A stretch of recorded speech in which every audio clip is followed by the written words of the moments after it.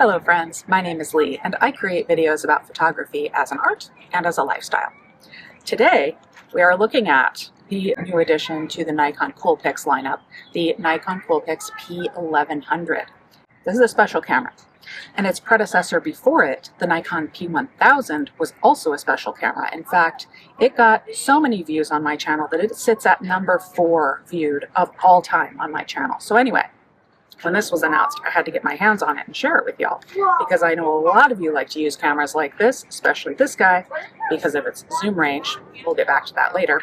But today, we're at the Desert Botanical Garden in Phoenix, Arizona, and we are doing some nature photography, some flowers, some butterflies, some portraiture, and definitely some bird photography. So, let's go. Starting with some information on the P1100 and a look at the camera itself. It is a large point-and-shoot camera, which some call a bridge camera. It has a small sensor with 16 megapixels. The lens on the camera is affixed, meaning you can't change from one lens to another, but it has a 125x zoom. In 35mm full frame terms, you have a range of 24mm to 3,000 millimeters. That's not a range you will find on any other point-and-shoot. Let's see what the 24 to 3,000 millimeter zoom range actually looks like. Here is a photo captured at the widest field of view. You can see lots of plants and a tree in the foreground, but take a look at this mountain in the distance. It was here at the top that I could, with my naked eye, see something that didn't appear to be a part of the mountain itself. So I zoomed all the way in to the longest focal length. And you can see here, on top of the reddish stone mountain and against the clouds, people camping. I mean, really, I can see individual rocks on the mountain. It's wild. While the light was still relatively soft and before the garden got too crowded, we captured some portraits of me in a couple of spots. We captured the portraits in RAW, so I had the most flexibility in editing. I edited the portraits in Aperty. You've seen me use Aperty before. It is software by Skylum, who is sponsoring this portion of the video. Let's take a look at how I edited a few of these images in Aperty. First, I want to show you the shortcuts because I love a good shortcut in my editing process. There are portrait-specific presets here with different looks, including black and white looks, and then there's also retouch presets. For example, this one is called Flawless Skin, and it basically takes me where I would want to go with the individual editing sliders for my retouching that I'll show you in just a minute, but it does it with one click. On a normal day, I would use this preset and then move into editing the image on the whole. However, today I am showing you what this software does, so I am going to undo the preset and we will move into individual edits. Underneath the presets, we have masking so that we can mask off the individual or the background, which can be helpful. Next is the Essentials panel, where you have your basic edits like white balance, exposure, and noise reduction. Especially if you are using Aperty as a standalone solution, the masking and Essentials panels are, well, they're essential. But I want to move down to the Retouch panel. Aperty maps thousands of points on the face and body of each individual in the photo so that it can help you make small or big changes. There are a lot of retouching options here. Blemish removal, wrinkles removal. I don't generally dislike my wrinkles, but wow, that was magical. I almost always use skin smoothing. You can make the skin super creamy, but I usually like to keep some texture for natural portraits like this one. We can brighten my face, which is really handy here because I was not using any added lighting on this day. This is pretty wild. You can actually change the eye color of a person. So look, let's see. That's me with brown eyes or hazel eyes, which that's super fun, but let's just go with my regular eyes. Though I do want to enhance my eyes to help them stand out a little bit. Okay, moving down to the makeup section, I will add a little bit of color to my cheeks.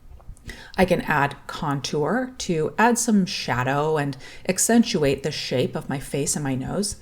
And the options for edits go on and on and on.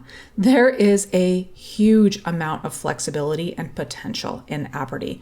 I use Aperty on my portraits to help make the process quicker, easier, and I'm getting results that I would not have been able to achieve without it.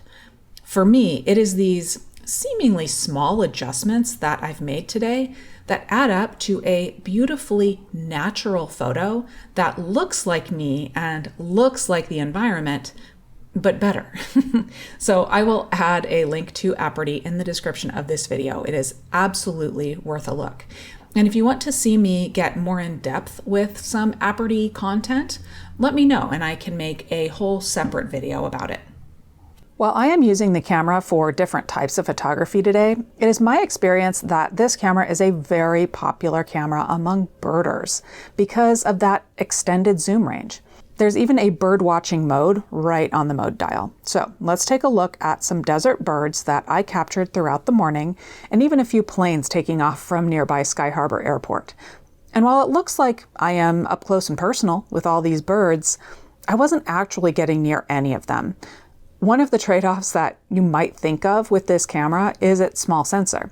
You don't have a lot of flexibility to crop into your photos or pixel peep like you do with APS-C or full frame sensor cameras. But the 125x zoom offsets that because you have so much range.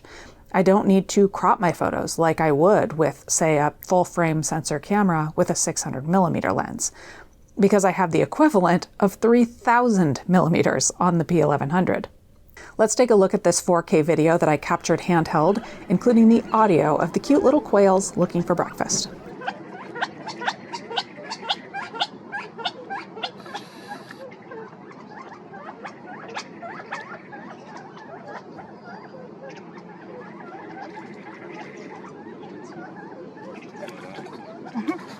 Here are a couple other video clips from the morning, again, both handheld. The P1100 has optical stabilization, so while it becomes more difficult to keep the video steady as you zoom in, I had great luck with it at wider and mild telephoto ranges. I don't mind a little bit of movement in my video if I'm able to capture clips like this adorable bunny eating a breakfast of prickly pear cactus pads. We'll get back to more wildlife in a minute, but I want to highlight that while you can zoom way in and capture things far away, the P1100 also has a macro focusing mode, which means that you can focus on things that are very close. For me, that means that I can be photographing a bird on top of a saguaro one moment and a beautiful prickly pear flower at my feet the next moment.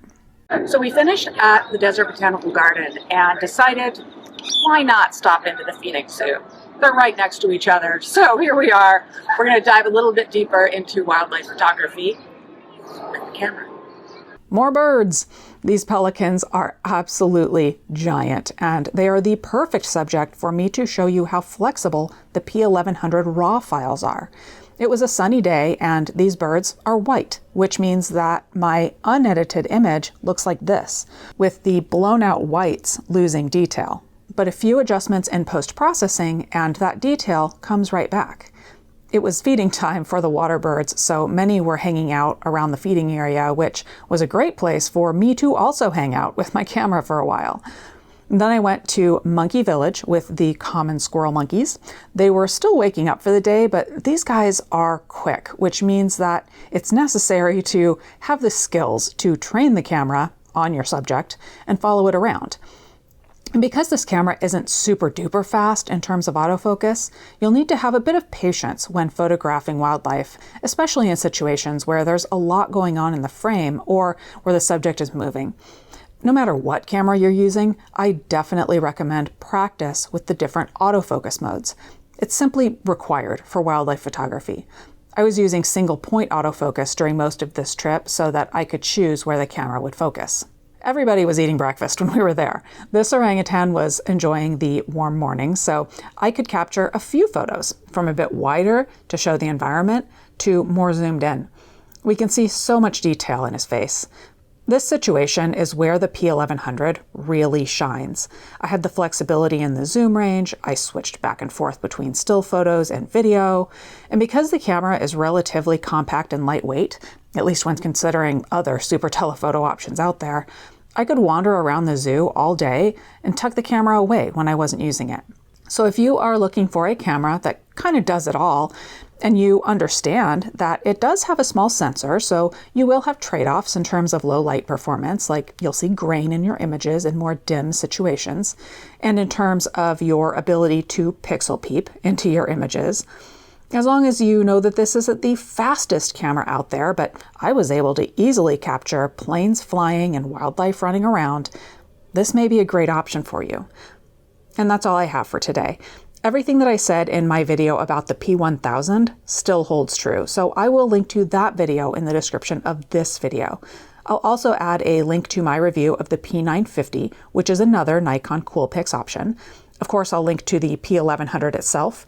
I use a lot of different types of gear here on the channel, and I like to share my travels. Please subscribe if you haven't already, and like this video. Thank you to Skylum for sponsoring a portion of this video. Check out Aperty at the link in the description. Thank you to Nikon for the Loaner P1100, and thank you for watching.